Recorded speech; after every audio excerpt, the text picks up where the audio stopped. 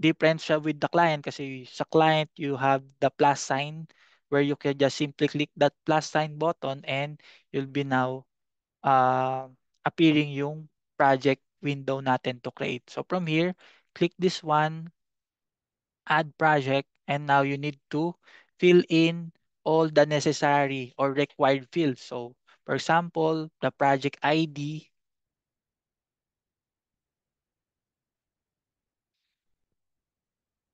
Okay, let's input WP webinar project, for example.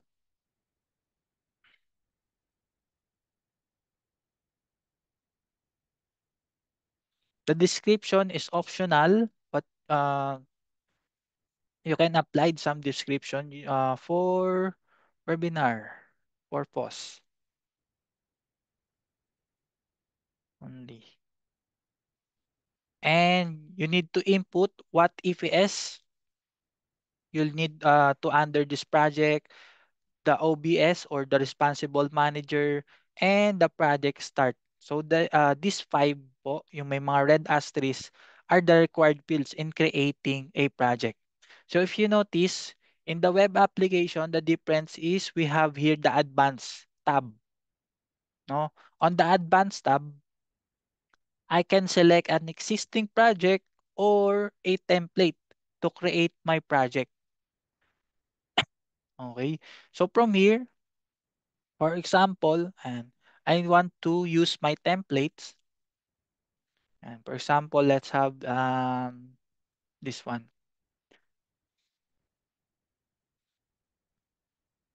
And the living facilities po, no?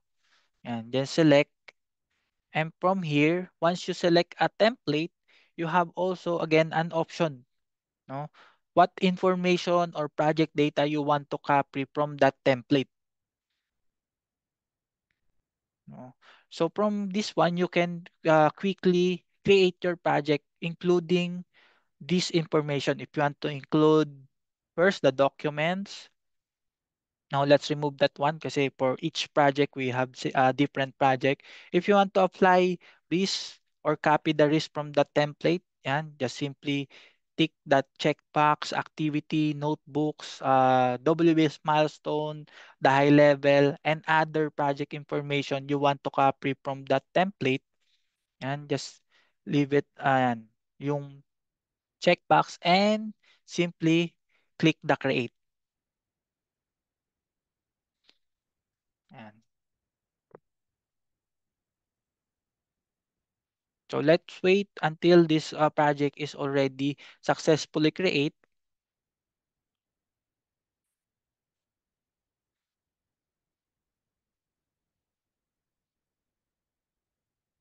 Yan. So adding project template complete. So once you already successfully or completed na po yung pag-create natin ng project, let's check this one. Yan, the webinar project. So that's how I can easily create my project, including all the project data I copied from my template.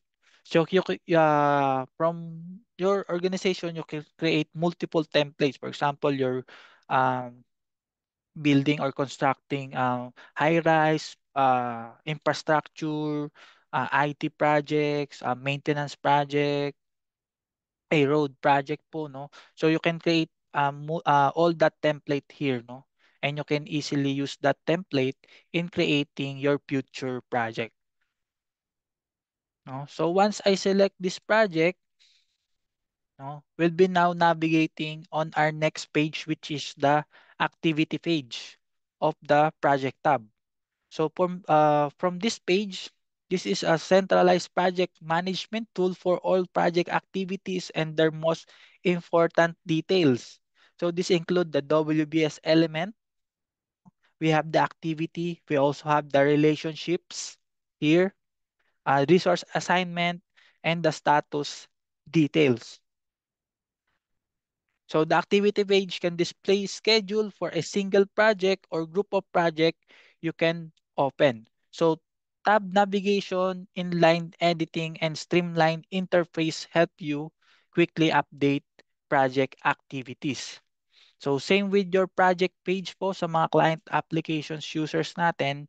Ito po yung client or activity page natin where we have all our project or activity information, the WBS, the activities, no? We also have yung relationship and yung mga resources, no? Let's check yan. So this project is came from a template po, no? So it's already included with this information. So ang gagawin na lang po natin is simply modified na lang. No, if ever there are changes or meron pang need to change from this project po, no, so it make us quickly create our project agad, no, more on modifying na lang. Now we have here the creation of adding or WBS po, no, ayan, add, and select natin, let's select a WBS, ayan, and from here you can add ay child WBS o sa sibling WBS po. Pag child is which is the sub-level, no? Pero pag sinelect nyo po yung sibling WBS, this one is yung ka-level niya po na WBS. No? So from here, you can now create or build your schedule. No? Same rin nung photo with the client. You can have your relationship created here. No? Ayan po. From the Gantt chart.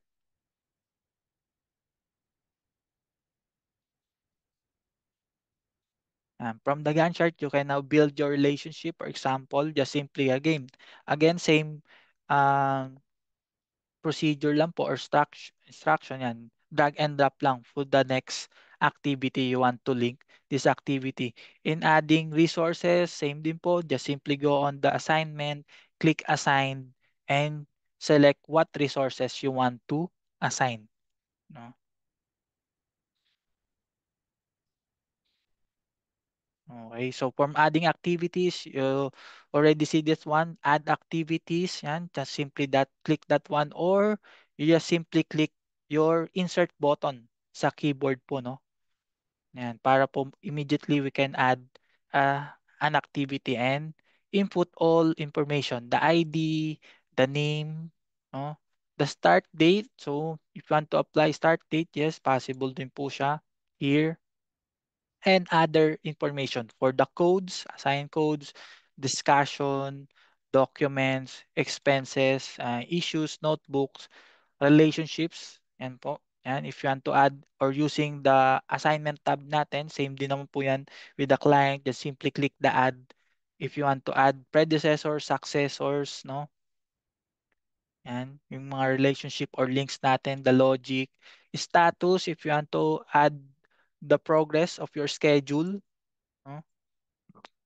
Ayan, the start, finish, and yung mga actual fields data po natin. Nandito po siya sa status tab natin. So same na same po with the client application. No? Nagkaiba lang ng mostly interface but the function is mostly the same. Oh, yan.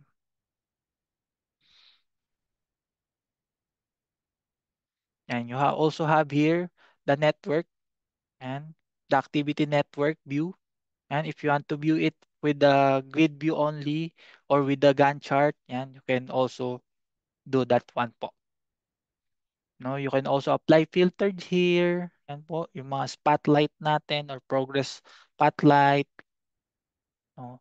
Same lang po. Nagkaiba lang talaga sila nung itsura with the client application. But mostly same. Whatever you can do on the client application, you can also do it here on the web application. Okay po. So in creating schedule, modifying, updating, all po. You can do it on the web application.